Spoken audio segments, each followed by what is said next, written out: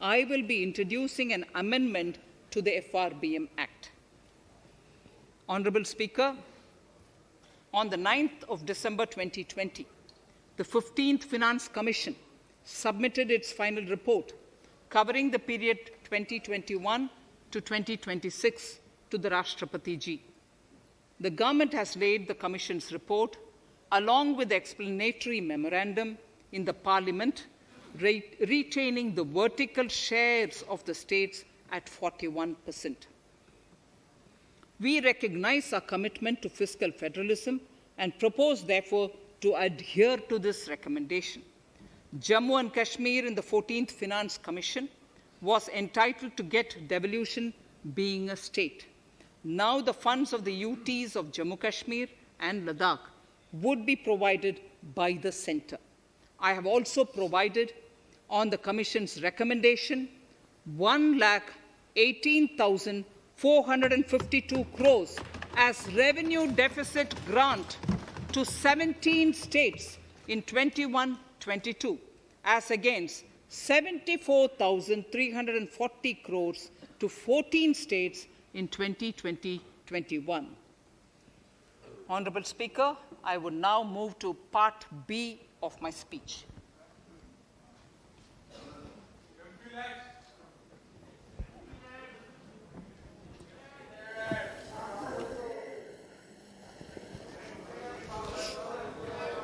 Honourable Speaker, the world is facing a serious challenge of the pandemic and its aftershock. In these trying times, when many economies are struggling to revive, our people and our industry have exhibited remarkable resilience. As I mentioned already, post-pandemic, a new world order seems to be emerging, one in which Asia is poised to occupy a prominent position, and India will have a leading role therein.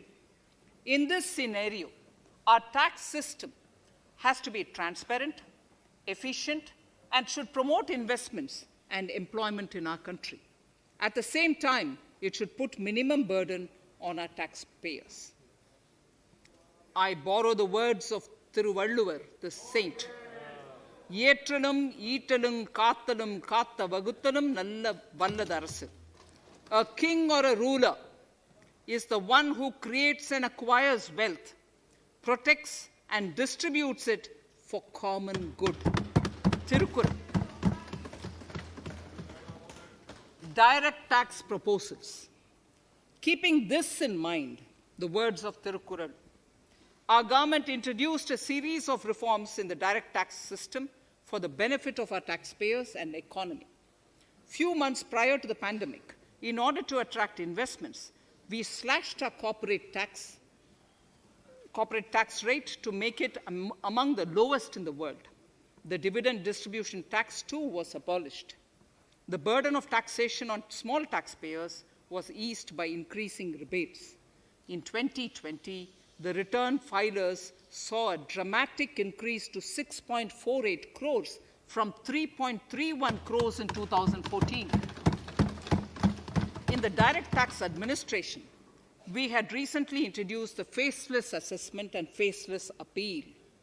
I now seek to take further steps to simplify the tax administration, ease compliance, and reduce litigation.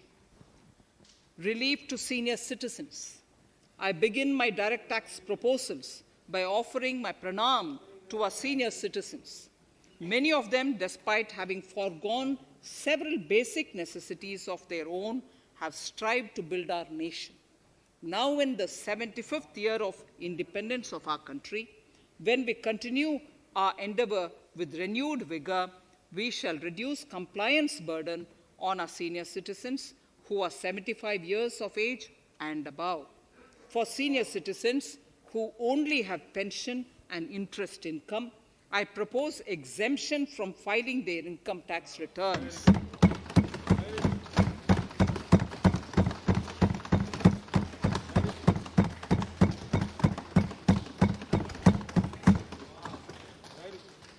The paying bank will deduct the necessary tax on their income.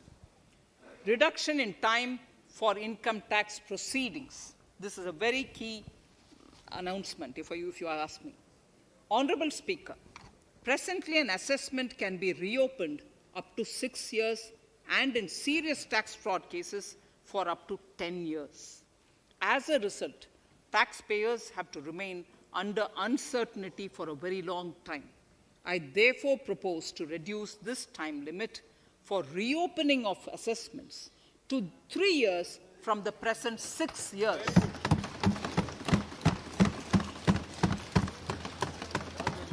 In serious tax evasion cases too, only where there is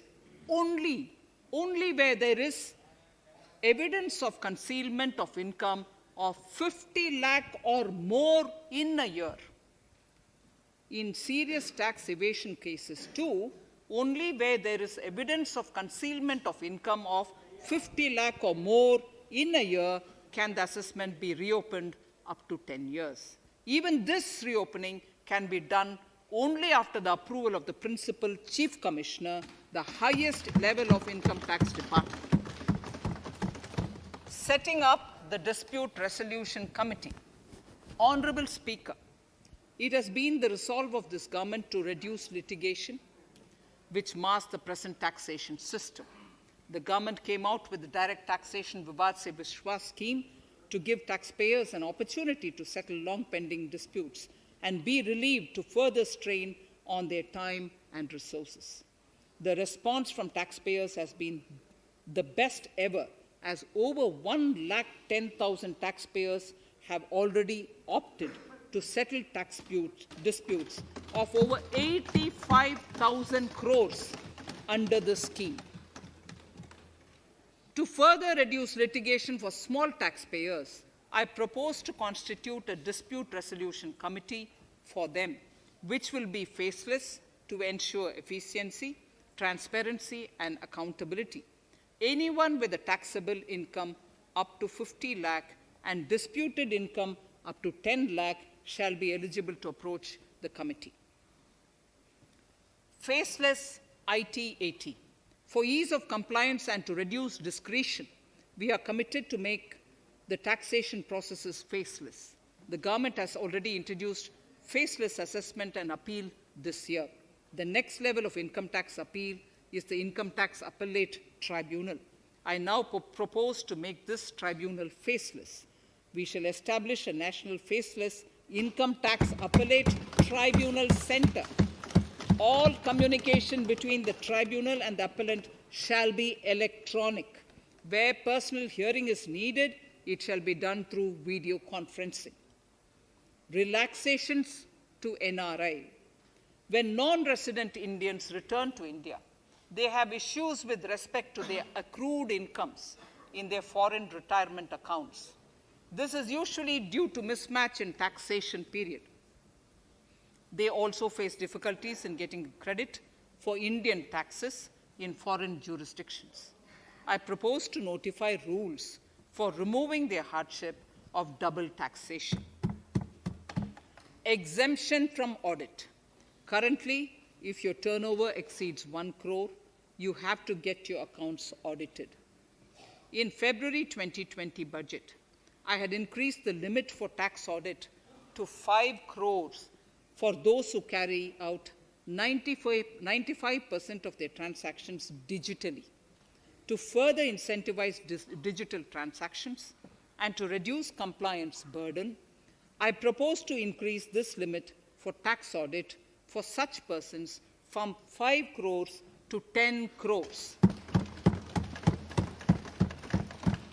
Relief for dividend. In the previous budget, I had abolished the dividend distribution tax in order to incentivize investment. Dividend was made taxable in the hands of shareholders.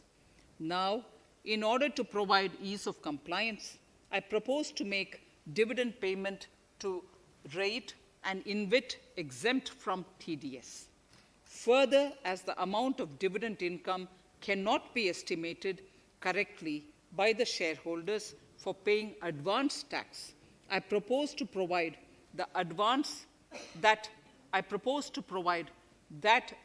tax liability on dividend income shall arise only after the declaration or payment of dividend.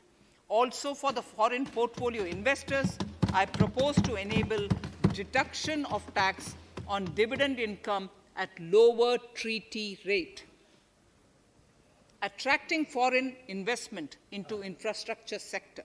In the last budget, for attracting foreign investment in the infrastructure sector, we had granted 100% tax exemption, subject to certain conditions, to foreign sovereign wealth funds and pension funds on their income from investment in Indian infrastructure. We have noticed that few of such funds are facing difficulties in meeting some of the conditions. In order to ensure that a large number of funds invest in India, I propose to relax some of these conditions relating to prohibition on private funding, restriction on commercial activities, and direct investment in infrastructure. In order to allow funding of infrastructure by issue of zero-coupon bonds, I propose to make notified infrastructure debt funds eligible to raise funds by issuing tax-efficient zero-coupon bonds. Affordable housing.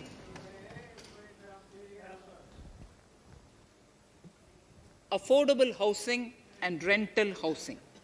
This government sees housing for all and affordable housing as priority areas. In July 2019 budget, I provided an additional deduction of interest amounting to 1.5 lakh for loan taken to purchase an affordable house. I propose to extend the eligibility of this condition by 1 more year to 31st March 2022.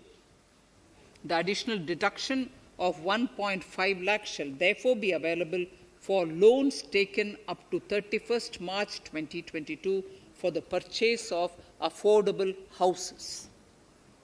Further, to keep up the supply of affordable houses, I propose that the affordable housing projects can avail a tax holiday for 1 more year till 31st March 2022.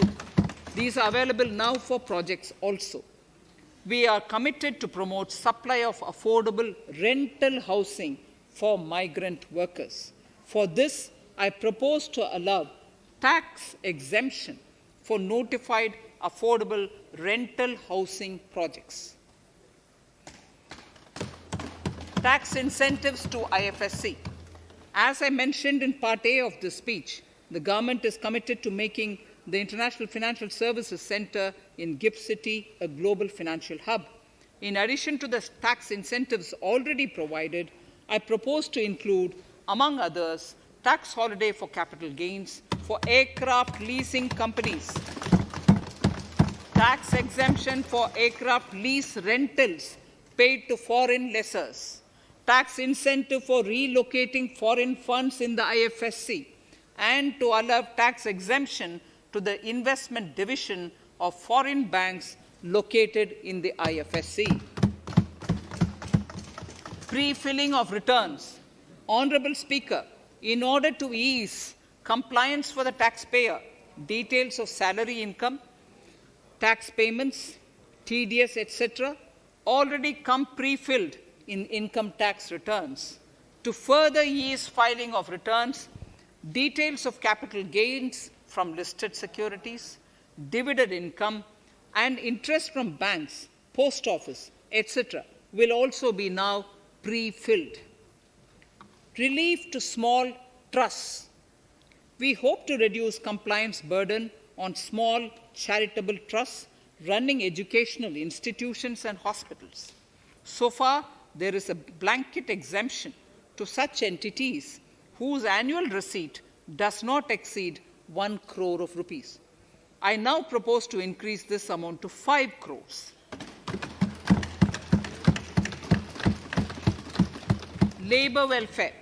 We have noticed that some employers deduct the contribution of employees toward provident funds, superannuation funds, and other social security funds, but do not deposit these contributions within the specified time. For these employees, this means a loss of interest or income. In cases where an employer later becomes financially unviable, non-deposit results in a permanent loss for the employees. In order to ensure that employees' contributions are deposited on time, I reiterate that the late deposit of employees' contribution by the employer will not be allowed as deduction to the employer.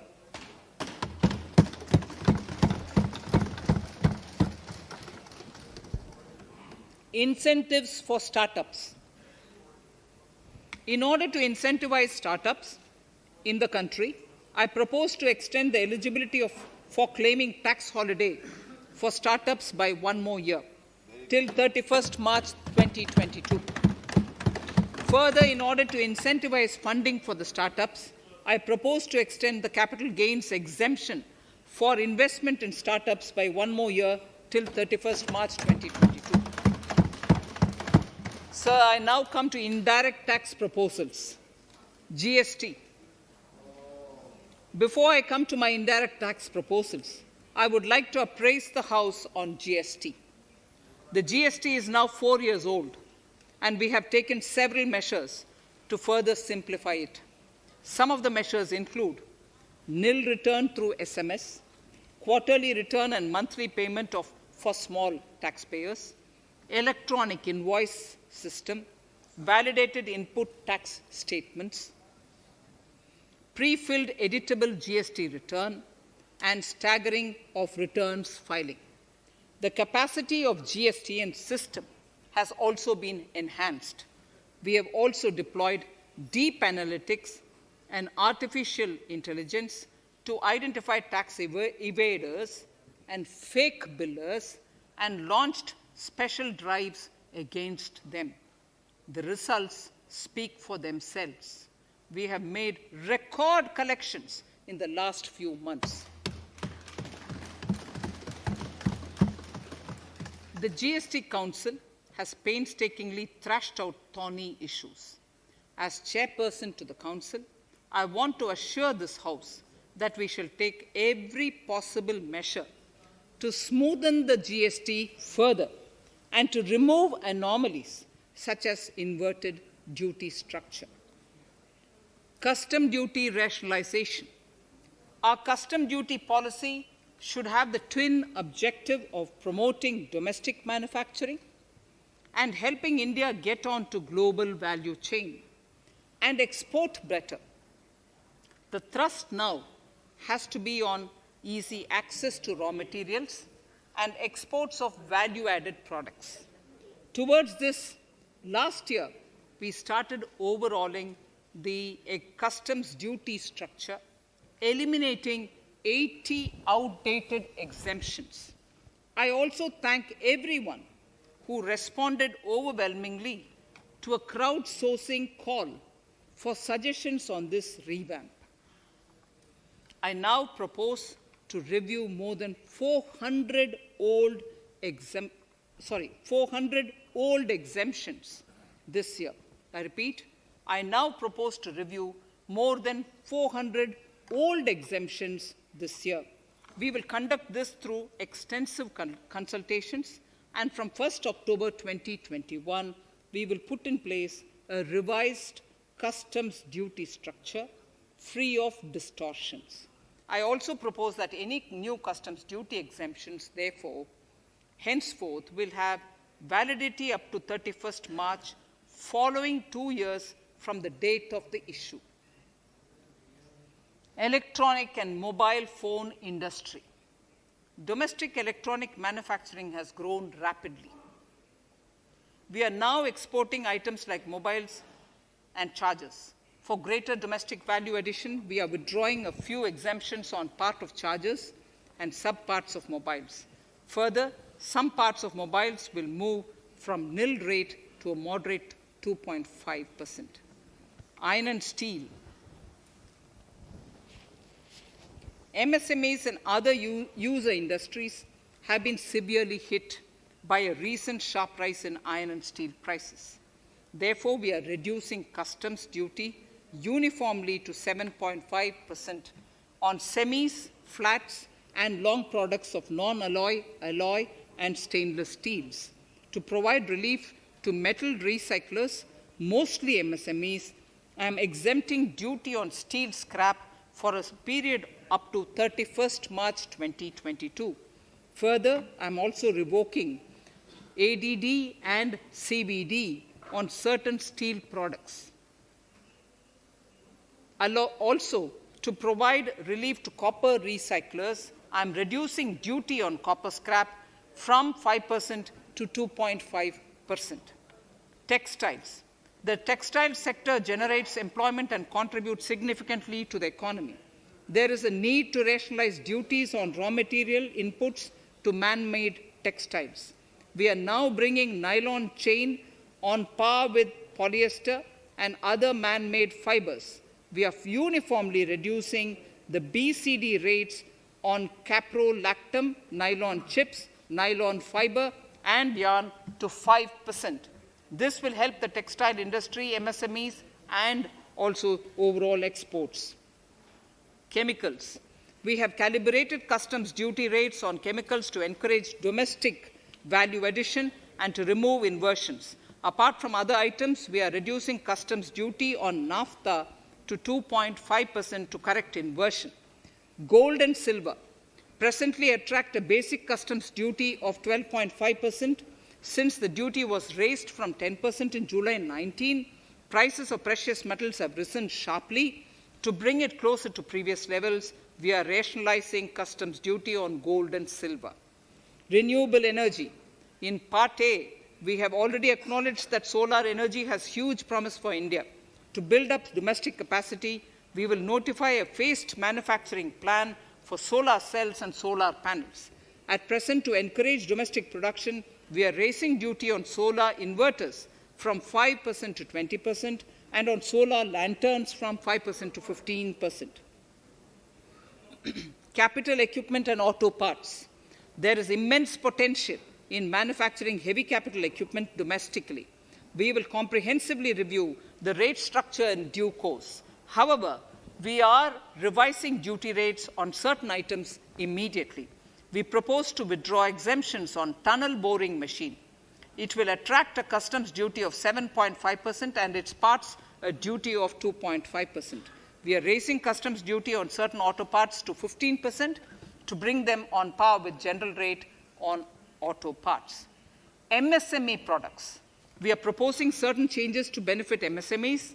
We are increasing duty from 10 to 15% on steel screws and plastic builder wares.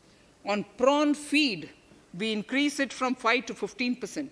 We are rationalizing exemption on import of duty-free items as an incentive to exporters of garments, leather, and handicraft items. Almost all of these items are made domestically by our MSMEs. We are withdrawing exemption on imports of certain kinds of leathers as they are domestically produced in good quantity and quality, mostly by MSMEs. We are also raising customs duty on finished synthetic gemstones to encourage domestic processing. Agriculture products to benefit farmers. We are raising customs duty on cotton from nil to 10%, on raw silk and silk yarn from 10 to 15%. We are also withdrawing end-use-based concession on denatured ethyl alcohol. Currently, rates are being uniformly calibrated to 15% on items like maize, bran, rice bran, oil cake, and animal feed additives. There is an immediate need to improve agricultural infrastructure so that we produce more while also conserving and processing agricultural output efficiently. This will ensure enhanced remuneration for our farmers. To earmark resources for this purpose, I propose an agricultural infrastructure and development cess